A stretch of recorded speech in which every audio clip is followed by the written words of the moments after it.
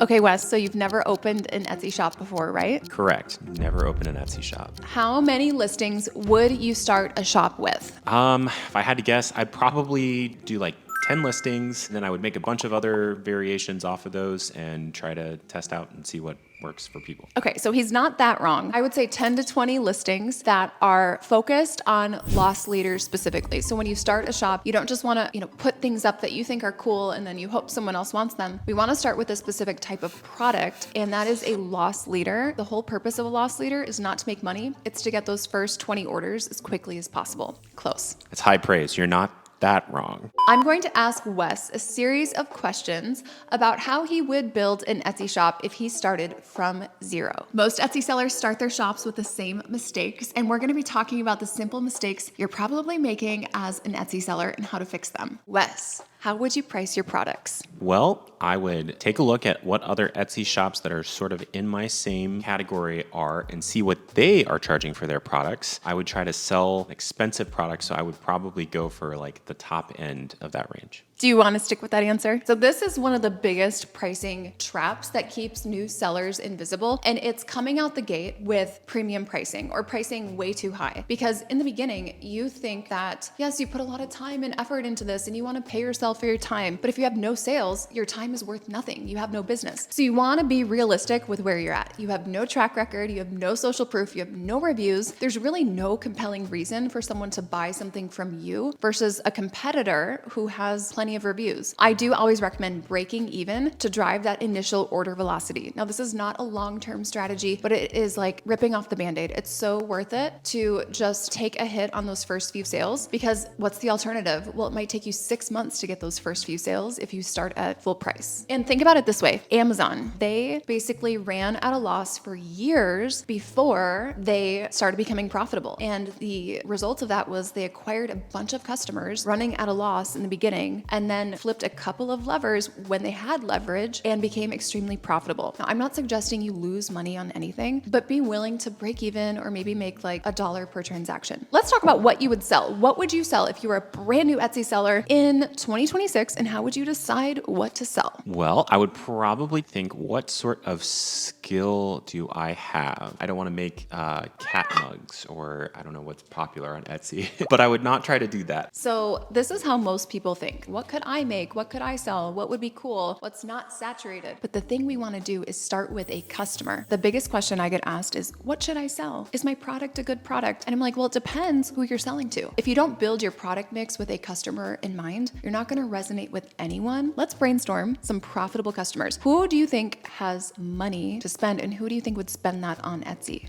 Brides. Ooh. First-time moms.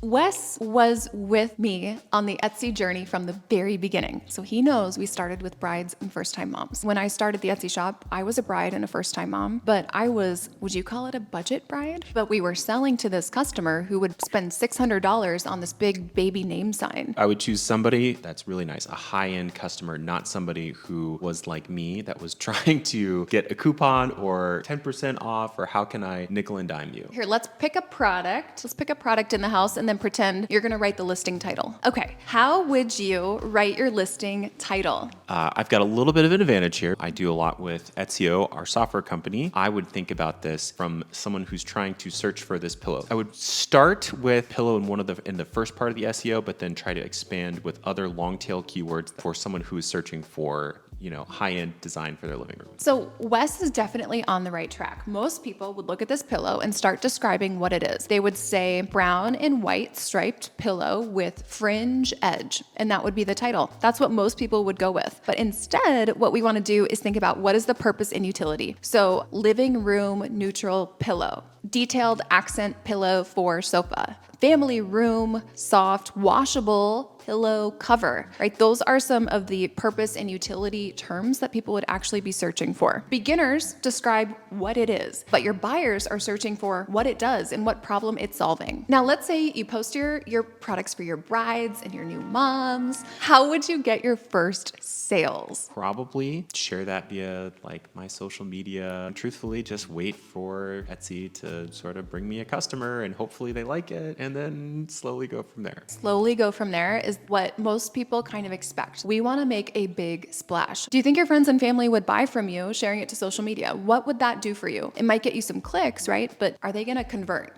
No. Instead, what we want to do to force some of those initial sales are find where your customers are. So you join all the different Facebook groups. So like Brides of 2026, Engaged in 2026, Due in January of 2027. So look like 9 months out. That is where your profitable customer is. And you are looking for two things. Number one, you can make posts of your products. You're not linking anything. No links to your products. People don't realize that you can do the Facebook strategy without linking your products. You drive them to your shop through the specific type of photo we're going to use. The second way is to comment on questions, asking for decor ideas for their colors, or even like color ideas in general. What do you think of this color combination? And then we would be posting our photos of our products, showing our shop name still in the photo because it's a screenshot of your product page as comments. You do that 20 times a day and it's pretty insane what can happen. And that's actually what got us from 1 order to 10K a month within 8 weeks. Marketplace is great too if you have physical products, but with digital products or print on demand, the Facebook groups are going to be stronger. Basically, Wes had some good, decent starting point ideas for how he would start a shop, but Etsy really rewards shops that have a big splash, that publish their listings, get traffic and sales right away. And usually what happens is 3 months go by, you have 2 sales, your friends and family are like, why are they keeping on posting this stuff? You kind of feel discouraged, and a lot of people quit at that point. The key is if you want to be successful, just start with some proven strategies. And usually the proven strategies come from someone who has experience doing them. So if you don't have experience doing it, find someone who does and just follow their recommended steps. Now, I think it'd be very interesting for people who are in like a husband-wife situation to hear from your perspective what the potential of Etsy is for like a family, a future, dreams. Etsy really totally changed our future. Dylan started this shop and was able to scale it so quickly, it became more income than I was making in the military. The initial investments are probably always the scariest if you're the spouse. It's like, wait, you want to spend how much on, these flowers at Michael's? Like, by the time we got to the laser, I was fully on board with the laser because at that point I had seen, wow, this is really necessary in order to keep this business going. The profit in 1 month paid for the laser. So it quickly became something that it was a team effort on both of our part. And that quickly becomes fun when it's something that you're doing together and then you start to see those results together. In the moment, you're like, I cannot believe we're doing this. If people only knew what was going on behind the scenes, like that we're making tens of thousands of dollars a month, go the extra mile, do a little extra, learn a new skill. Etsy is a great platform for that, especially this year. If you enjoyed this video, if you enjoyed Wes being here with us, leave a comment. Let us know what your favorite part was, your biggest takeaway, what you learned, and that will encourage Wes to come back for another video. And if you want to have a chat with us about how we can help you with your shop, we always invite you to book a free 45-minute call with my team where you can chat with us about your goals, your roadblocks, and we can put together a custom coaching game plan that fits your needs and your learning style. You can just click on the link in the comments or in the description to book your call. All right, we'll see you guys in the next video. Right, Wes? Take care.